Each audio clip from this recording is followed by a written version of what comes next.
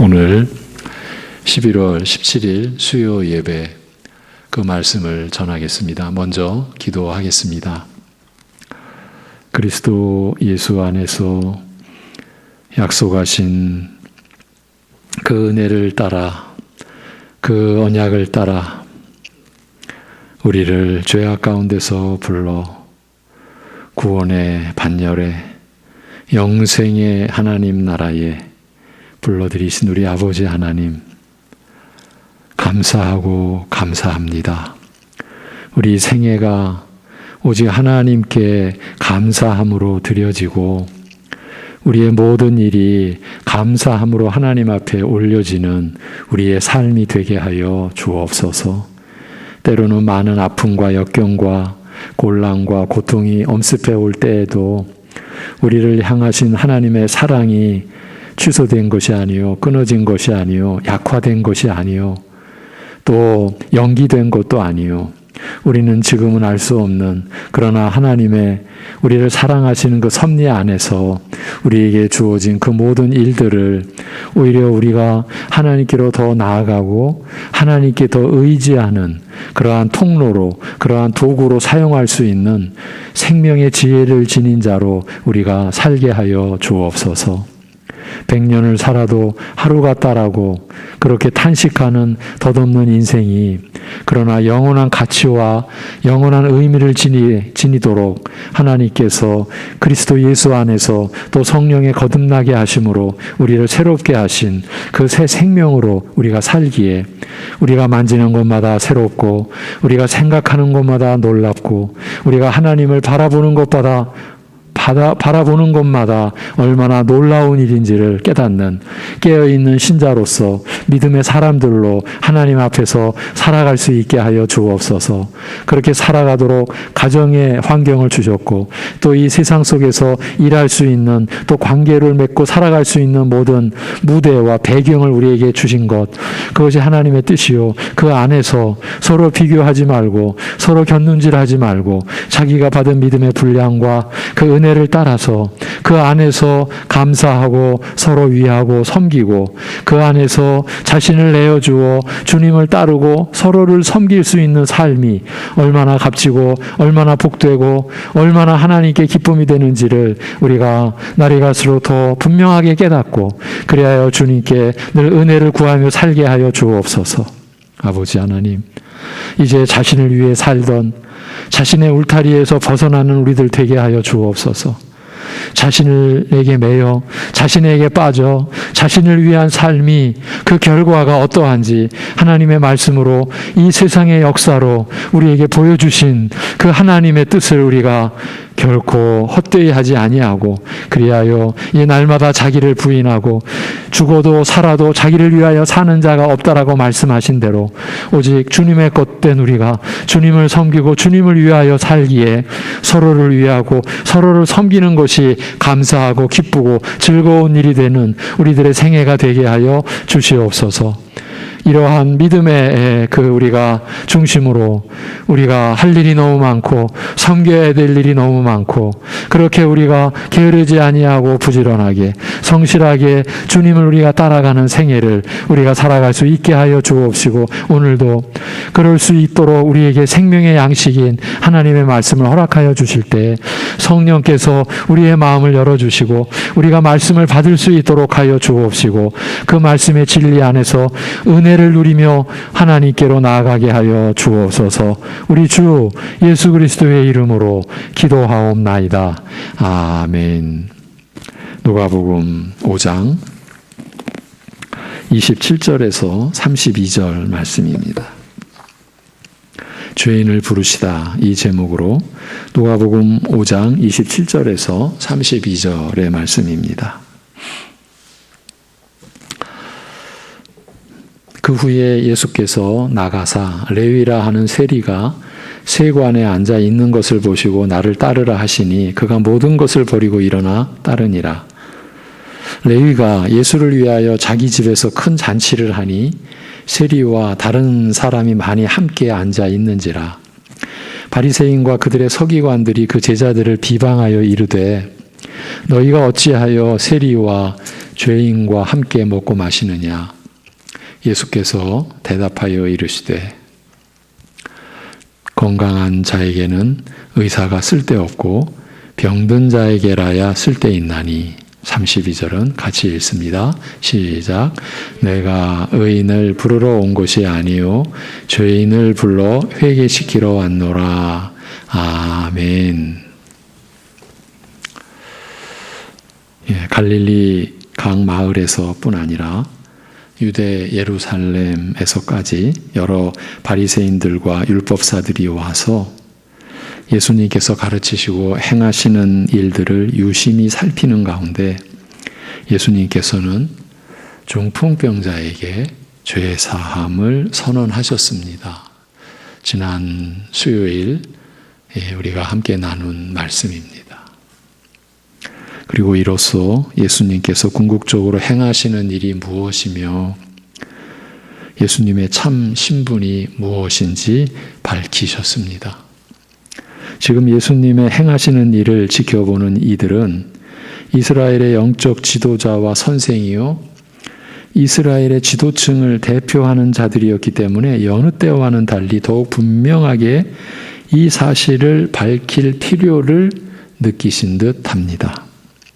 하나님의 나라를 전하시며 병으로 고통받는 자들을 치료하시는 이 일이 실상은 죄사함의 은혜를 베풀어 인류의 가장 근본적인 죄 문제를 해결하실 것을 보이고자 하신 일,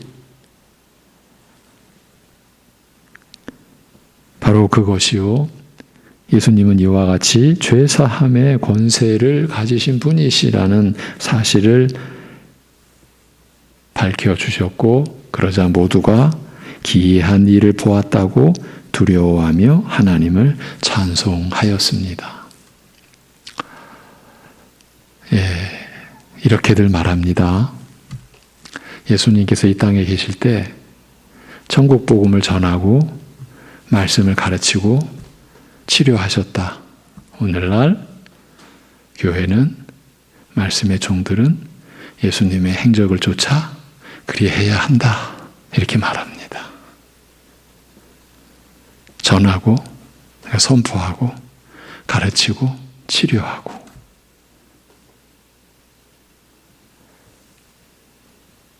여러분 어떻게 생각하십니까? 지금 치료하시는 일은 표적이었습니다. 사실은 본래에 우리가 치료받을 그 근본된 것은 죄로 인한 바로 그 문제였습니다. 죄사함의 은혜를 베풀고자 하시는 것, 인류의 가장 근본적인 죄 문제를 해결하실 것을 보이시고자 각색 병든 자들을 치료해 주셨습니다. 그 표적을 가지고 오늘날 교회는 그렇게 행사해야 한다. 이렇게 그 부분을 특화시켜서 사람들을 불러 모으고 결국은 그 외적 표적에 그들의 영혼이 꽂히게 해서 자신들이 하나님 앞에서 얼마나 큰 죄인인지, 그리고 하나님께 우리가 받을 은혜는 바로 죄사함의 은혜라고 하는 이 사실에 대해서는 아주 가볍게 만드는, 결국 그렇게 되는 그런 일들이 있어 왔고 지금도 일어나고 있습니다. 지난 시간에 그 말씀의 의미가 그렇게 중요한, 오늘 우리를 경고하게 해주고 또 분별케 해주는, 그러니까 사단의 그 거짓 가르침을 분별케 해주는 그런 이제 상당한 의미가 있었던 그런 내용을 우리가 지난 시간 나눴어요. 중풍병자를 고치신 사건 속에 그런 의미가 담겨 있었어요. 표적이었어요. 오병이어의 그 역사도 표적 아니었습니까? 오늘 본문은 이러한 사실을 좀 더 분명하게 확인하는 또 다른 사건을 기록하고 있습니다. 중풍병자를 고치신 후 예수님께서는 그곳에서 나오시다가 레위라는 세리가 세관에 앉아 있는 것을 보셨습니다. 예수님께서 그에게 말씀하시기를 나를 따르라 하시니 그는 모든 것을 버려두고 일어나 예수님을 쫓았습니다. 예수님의 부르심을 받고 모든 것을 버려둔 채 따라 나선 베드로처럼 세리 레위도 이전 생활을 완전히 버리고 그리스도와 함께 시작하는 새로운 삶에 자신을 완전히 맡기며 따라 나선 것입니다. 예수님께서 단순히 나를 따르라고 한마디 말씀만 하셨는지 아니면 여러 말로 간곡히 권하셨는지 확인하기는 어렵습니다. 레위가 이전에 예수님에 대해서 간접적으로 듣거나 아니면 직접 예수님의 가르치심을 들어 이미 많은 것을 알고 있었는지에 대해서도 확인할 수 없습니다. 또한 그가 예수님의 부르심을 구체적으로 어떻게 이해하였는지도 기록되어 있지 않으므로 우리로서는 알 도리가 없습니다. 그러나 한 가지 분명한 것, 오늘 이 누가복음 본문에 기록되어 우리가 확인할 수 있는 한 가지 분명한 것은 레위는 예수님의 부르심을, 예수님 안에서 새로 시작되는 이 삶을 큰 기쁨으로 받아들였다라는 이 사실, 이것만큼은 분명합니다. 이것은 그가 집에서 큰 잔치를 벌였다는 것에서 확인할 수 있습니다. 예수님의 부르심, 그 안에서 시작되는 이 새 삶이 이렇게 기뻐할 만큼 복된 것으로 그는 여겼다, 그렇게 이해하고 받아들였다라는 그 점을 보여주는 것입니다. 그리고 우리는 이 기쁨의 내용에 대해서도 어느 정도 짐작할 수 있습니다. 그가 베푼 잔치에 수많은 세리들을 초청하였다는 것은 어쩌면 그에게는 초청할 만한 사람들이 자기와 동류인 세리들 뿐이었기 때문이라고도 할 수 있겠으나, 물론 그런 추정도 충분히 가능하겠으나 달리 생각하면요, 이 기쁨의 잔치라고 하는 것에 착안해서 달리 생각하면 레위는 그가 예수님으로부터 받은 은혜가 동료 세리들과 함께 나눌 수 있는 은혜요, 그들에게 꼭 필요하며 그들도 받아 누릴 수 있는 은혜로, 그들도 어쩌면 받아 누려야 하는 은혜로 생각하였기 때문이라고도 할 수 있습니다. 자기와 동료인 그 세리, 그들과 함께 나눌 수 있는 은혜, 아니 저들에게 꼭 필요한 은혜, 이렇게 여겼기 때문이라고도 할 수 있다라는 거예요. 세리라고 하면 그 죄인을 뜻하였던 당시 상황을 생각한다면 죄인의 대명사였죠. 여러분도 아시다시피 몇 가지, 그 당시 죄인 하면은 몇 가지 부류가 등장하는데 그 하나가 세리 아니었습니까? 그러니까 일반적으로 이제 우리가 알고 있는 역사적인 사실은요, 그 당시 이 일반 그 세금은 이제 로마 통치하던, 전 세계를 그 당시 다스리던 로마에서 직접 세를 징수를 했다고 합니다. 그런데 지방세, 이제 우리 요즘식으로 말하면 지방세와 관련해서는 각 지역마다 이제 계약을 맺는 거예요. 그래서 그 세금 징수권자를 세우고 그 징수권자와 계약을 맺어서 얼마만 그 계약된 대로 각 지역의 총독, 그 총독의 관할 그 부서에 내기만 하면 되는 거예요. 예를 들어서 100을 올해 세금을, 그 지방세와 관련된 세금을 내겠습니다 해놓고, 그러면 그 세리장은 얼마를 걷겠습니까? 이제 그 사람의 능력에 달려 있는 거예요.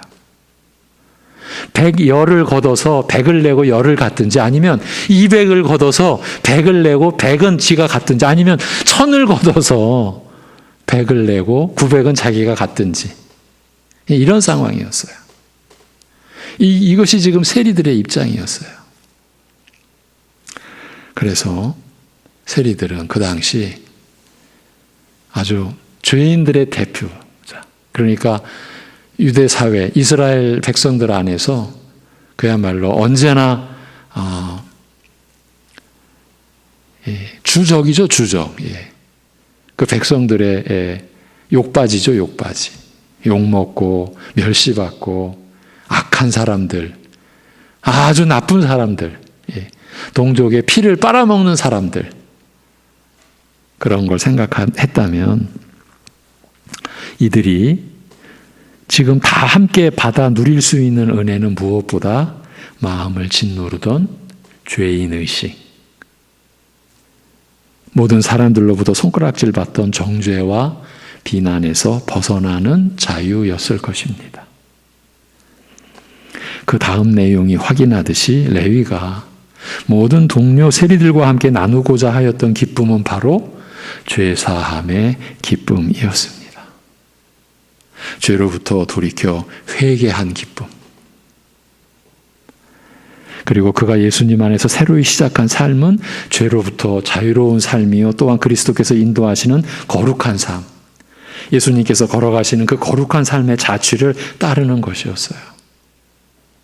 방금 제가 언급해드리고 진술해드린 내용 가운데 이 죄사함의 기쁨이라고 하는 이 기쁨의 내용을 간략하게나마 이렇게 연결해드린 그 내용이 중요합니다. 우리가 죄사함의 기쁨이라는 것은 내가 죄를 용서받은 기쁨에다가 이제 그 죄로부터 돌이켜 회개한 기쁨, 이 회심, 회개의 가장 기본은 돌이키는 거예요. 돌아서는 거예요. 그래서 가장 쉽게 지옥을 향하던 내 삶의 방향이 돌아선 거예요. 하나님을 향하여. 이게 회개인 거예요. 죄사함의 은혜 안에는 이 회개의 요소가 반드시 들어가 있는 거예요. 그래서 기쁜 거예요. 죄로부터 자유하고 이제 거룩을 추구해 가는 거예요. 이건 우리 신자의 근본이죠. 기본이죠. 그리스도를 믿음으로 의롭다 여김을 하나님께로 온전히 받아들여지는 존재가 되었을 때 우리는 하나님의 성품을 이제 쫓고 닮아가는 거룩한 형상으로 빚어져 가는 것. 이것이 죄사함의 그 은혜의 본질과 다 연루된 거고 연결되어 있는 것이죠.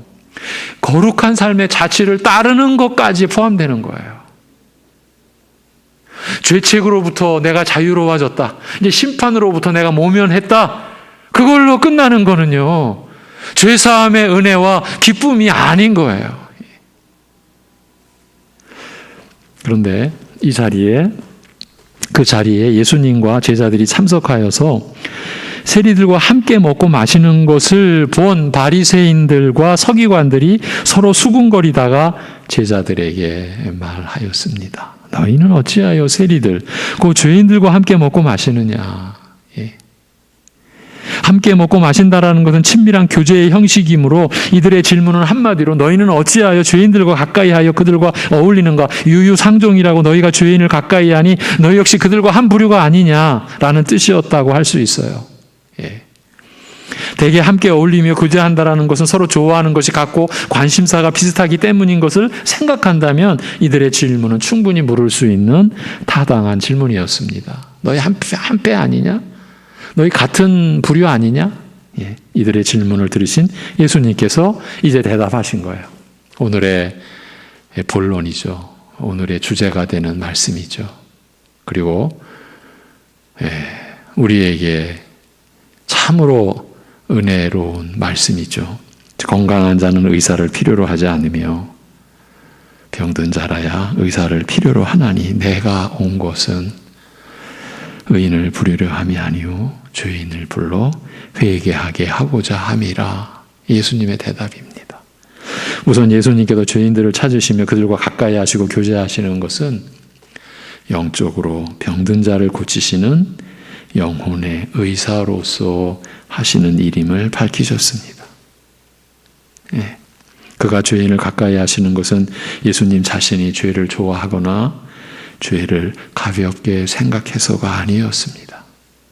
지금 저쪽 바리새인 쪽에서는 그런 지금 관점으로 지금 예수님과 제자들을 조롱하며 나온 거예요.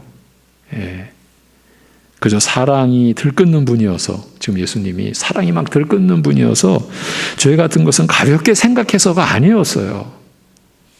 지금 이 세리들과 이 죄인들과 지금 함께 하시는 것은 죄를 가볍게 여기시거나 그냥 사랑이 들끓어서 그런 걸 하등 문제 삼지 않는 그런 게 아니었어요. 죄가 하나님과 사람 사이에, 사람과 사람 사이에 별 문제가 되지 않는다. 사랑 앞에 모든 허물은 다 가려지고 덮어짐으로 죄라는 것이 하나님과의 관계에 있어서 심각한 장애가 되지는 않는다라고 생각하고 죄인을 가까이 하신 것이 아니라는 거예요.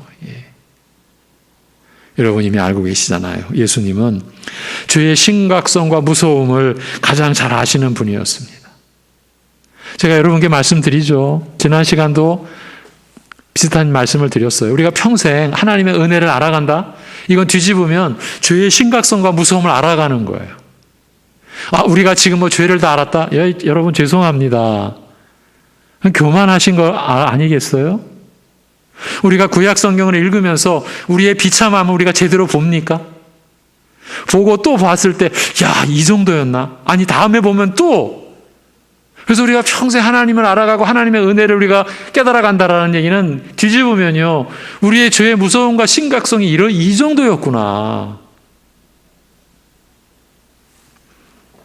그 죄의 심각성과 무서움을 가장 잘 아시는 분이 예수님이셨습니다. 그가 이처럼 죄인을 가까이 하기 위해서 치러야 할 대가가 무엇인지를 잘 아시는 분이셨습니다. 죄인을 불쌍히 여기시는 그 사랑 때문에 가장 혹독하고 비참한 죽음을 당해야 한다는 것을 누구보다 잘 아시는 분이었습니다. 그것 때문에 이 땅에 오신 분이시니까요.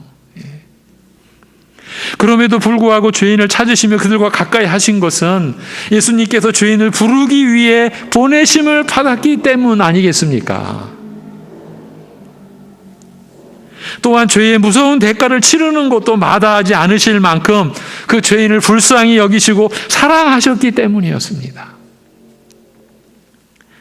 그러나 그들을 사랑하기 때문에 그저 그들의 죄를 문제 삼지 않고 덮어버리고자 하신 것은 아니었습니다. 더 이상 죄를 짓든지 않든지 하나님과의 교통과 사귐에 아무런 영향이 없다고 생각하신 것도 아니었습니다. 그는 죄인을 부르시되 회개케 하여 죄에서 돌아서게 하여 그들을 치료하고자 하셨습니다. 그는 죄인에게서 죄를 치료하여 제거하는 영적 의사로서 그들을 가까이 하신 것입니다.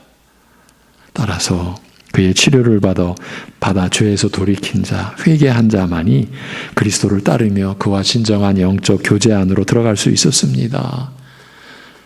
성도 여러분, 수요예배 가족 여러분, 교회가 이 땅에 하나님 나라로 세워지는 목적, 방향이 이것 때문입니다. 한 성도 한 성도를 하나님 부르셔서 그야말로 그리스도의 은혜로 치료를 받아 성령께서 역사하시는 그 은혜 속에서 죄에서 돌이켜 회개하여 그리스도를 따르며 그리스도와 진정한 영적 교제 안으로 들어가도록 하는 거예요. 우리가 왜 교회를 다니는지, 왜 우리가 믿음으로 산다라고 하는지, 이 목적과 방향을 우리가 분명히 늘 하지 않으면요, 죄송합니다. 그냥 모였다가 그냥 마는 거예요. 그냥 밥 먹고 그냥 마는 거예요. 예. 우리의 모습을 보십시오. 예.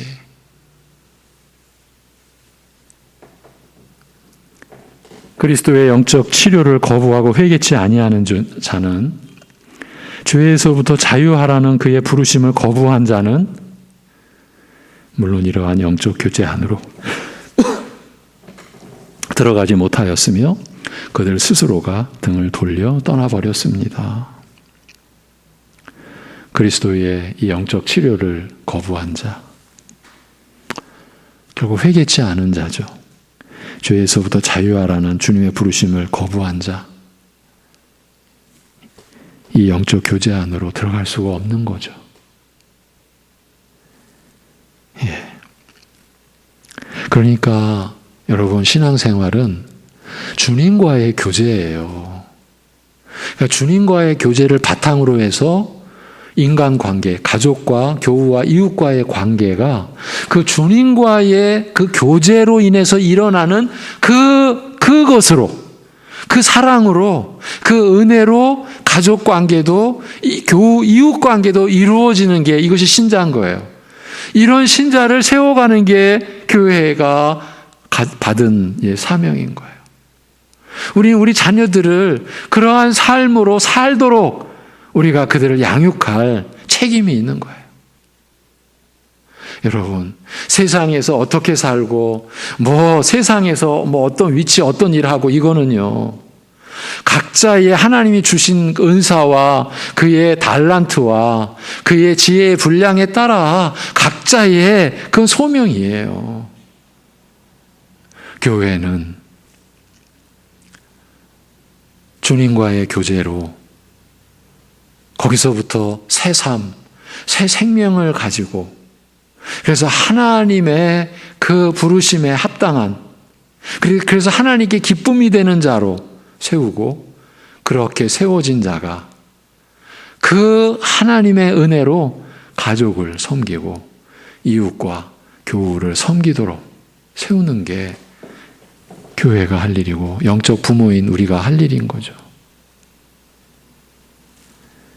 예수님의 영적 치료를 거부한 자들 중에는 매우 특별한 자들이 있었는데, 이들은 스스로를 의롭다 생각한 자들이었어요. 사실 스스로 의로운 자에게는 예수님이 필요하지 않습니다. 참으로 의를 소유한 자라면 자신의 의로 영생에 들어갈 수 있으니 죄사함을 통한 구원이 필요치 않는 겁니다. 죄인을 고쳐 영생에 이르게 하시는 예수님이 굳이 필요치 않는 것이에요. 이러한 예수님은 죄인에게나 필요한 것입니다. 오늘 그 점을 분명히 밝히셨어요. 예수님께서는 이러한 뜻으로 말씀하시기를 나는 의인을 부르러 오지 않았다라고 하셨습니다. 여러분, 그렇다고 이 세상에 의인이 있다라고 하시는 말씀은 아닙니다. 오해하시면 안 되겠죠? 이 말씀의 뜻은 의인은 예수님을 필요로 하지 않으며 그와 아무 상관이 없다라는 거예요. 여기서 의인은 스스로 의롭다고 하는 자. 예수님 당시에도 스스로 하나님 앞에서 의롭다고 생각한 사람들이 있었는데 특히 바리새인이 그러했습니다. 여러분, 바리새인만 그랬다라는 게 아니에요. 특별하게 그렇게 두드러진 거예요. 바리새인들이. 이 사람들은 스스로 하나님의 계명을 지켜 의에 이르려 하였고 또한 이를 자신했어요. 어떤 바리새인은 스스로 나는 어렸을 때부터 율법을 다 지켰다고 말하기까지 했어요. 지금 우리가 주일에 누가 크냐, 이 누가 크냐의 이 쟁론이 거의 정점에 이르렀을 때 바로 이 사람이 등장해요. 여러분 아시는 한 부자, 관원, 청년.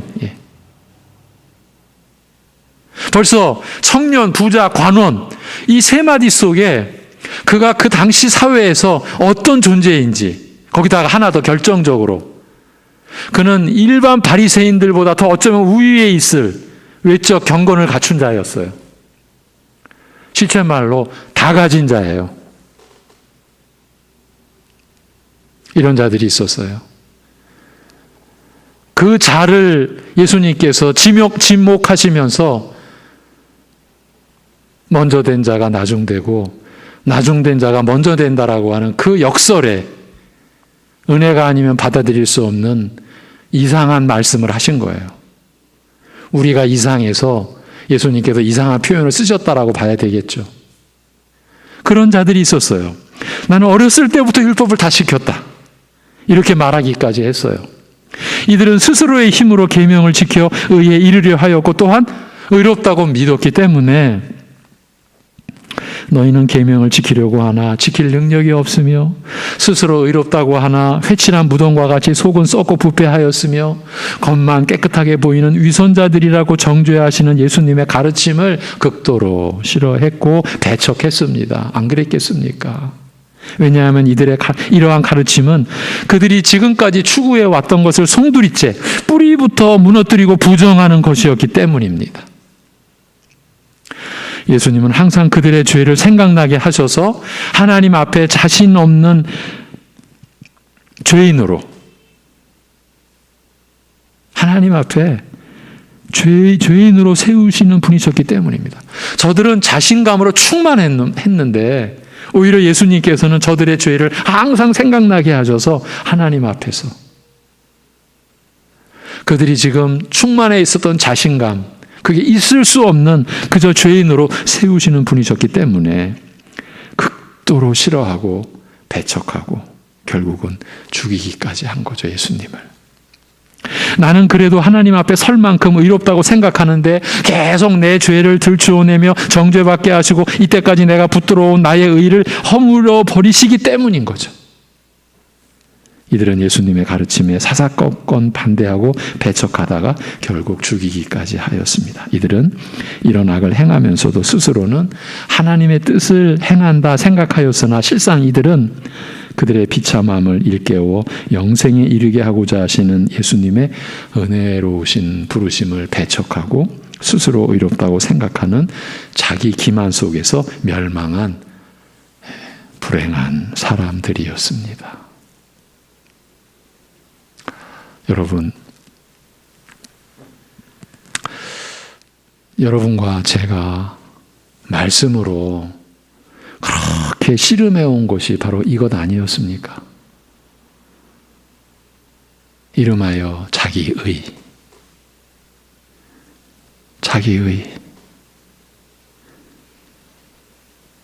제가 최근에는요, 한 교육자와 대화하면서 말씀의 일꾼과 대화하면서 서로가 발견한 거예요. 자기의. 이게 그렇게 교묘하게 우리 안에 잠복해 있는 거예요. 여러분 마음속에 그래서 내가 이렇게 좀 한 것이 있어서 하나님이 나를 받아들이셨고 이것은 내가 좀 내세울 만한 게 있지. 말하기는 부끄러워도 내세울 수는 없다 하더라도 그래도 내 마음속에라도 그래도 내가 하나님 앞에 이것은 내가 좀 간직할 수 있는 게 있지. 그게 바로 자기의예요.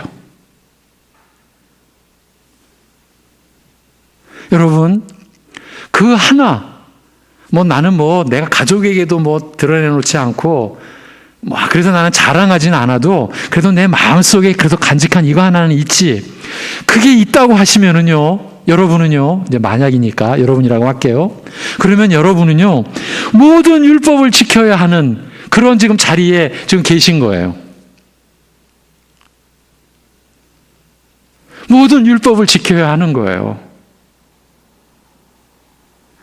갈라디아서 5장 3절에 내가 할례를 받는 각 사람에게 다시 증언하노니, 할례를 받는 각 사람에게 다시 증언하노니 그는 율법 전체를 행할 의무를 지니게 된 자라, 이렇게 말하는 거예요.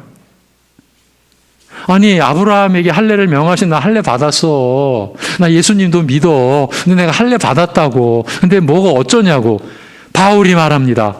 당신은 율법 전체를 행할 의무를 지니게 됐다.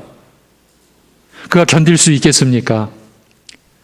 그는 율법의 저주, 그 선하고 거룩한 그 율법 때문에 받게 되는, 왜? 율법을 거슬 수밖에 없으니까, 율법을 지킬 능력이 없으니까, 그래서 그 율법으로 인한 그 저주 속에 그는 처해 있는 거예요. 그 할례 하나 때문에. 여러분 마음속에 그래도 이건 내가 옳지, 이건 그래도 내가 하나님 앞에서 그래도 내가 간직하고 하나님 이건 인정해 줄 수 있죠. 이거 하나, 그 하나 때문에 여러분은 온 율법을 다 지킬 그런 의무를 지닌 자가 되는 거예요. 그리스도인의 자유를 상실한 자가 되는 거예요. 그래도 이거 하나는 내가 갖고 있지, 내가 이만큼 그래도 살고 있는 거, 내가 이렇게 믿음 지키고 있는 거 하나님의 은혜지만 그래도 내 마음에 내가 간직한 이거 하나 있지, 이것 때문이지 라고 한다면 그게 바로 자기의고, 여러분은 율법 전체를 행할 의무 속에 그리스도인의 자유를 상실한 그 저주 속에 거하는 거라고요.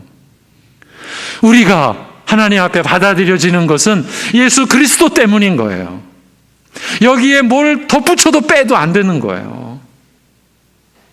그래서 율법 전체를 행할 의무를 가진 자를 해놓고 율법 안에서 의롭다함을 얻으려 하는 너희는 그리스도에게서 끊어지고 은혜에서 떨어진 자로다. 할례 하나가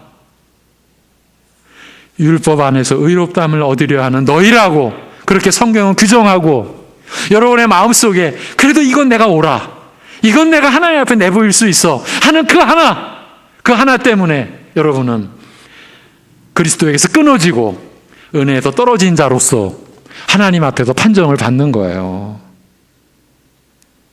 여러분, 바리새인들을 이러고 계시면 안 돼요. 우리는 지금 누가 크냐라고 비교하잖아요. 이게 비교하는 관점이 이미 우리는 자기의 의의를 내가 붙들고 있다라는 바로 그 증거라고요.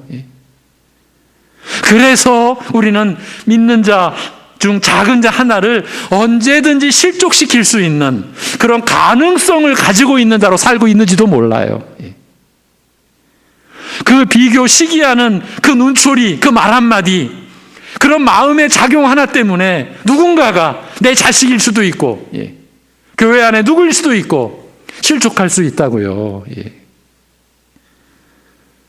오늘 말씀은 이런 중대한 의미를 우리에게 전해주고 있는 거예요. 죄인을 부르러 오셨어요.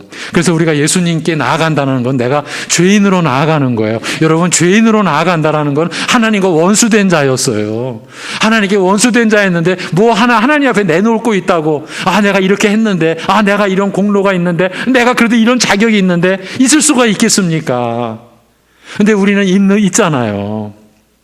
그래서 그걸 자랑하려고 하고 어떻게든 나타내려고 하고, 그래도 내가 이만큼 신앙생활 해온 거는 그래도 내가 이런 게 있었기 때문이지, 내가 그래도 이렇게 했기 때문이지, 그렇게 한 것이 그리스도의 은혜로 다 감사로 올려져야 되는 거예요. 내가 교회를 위해서, 가족을 위해서 뭘 했어, 하나님 감사합니다. 내가 믿음으로 했습니다. 감사합니다. 그것이 절대로 내 자랑거리가 될 수도 없고 돼서도 안 되고 내 의의가 돼서도 안 되는 거예요. 여기서 넘어지면 바리새인이 되는 거예요. 하나님의 말씀을 왜 이렇게 엄격하게 보느냐?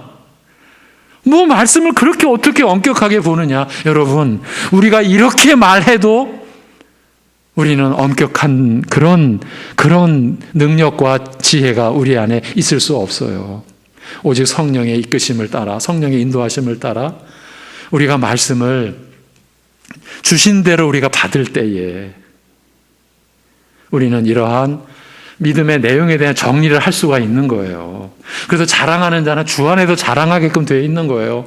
자기 안에서 자기 것을 가지고 내세울 게 없는 거라고요.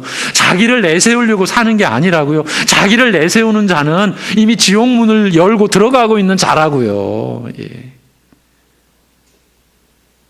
죄인을 부르러 오셨어요. 우리가 주님을 영접한 것은 내가 죄인이기 때문이라고요. 죄인은요, 구원의 은혜에 머리털럭만큼이라도 가능성이 없었던 존재예요. 바랄 수 없는 우리였어요. 그런데 우리가 바랄 수 없는 중에 바라게 된 거라고요. 그리고 이제 여러분 안에서 선한 열매들이 드러난다고요.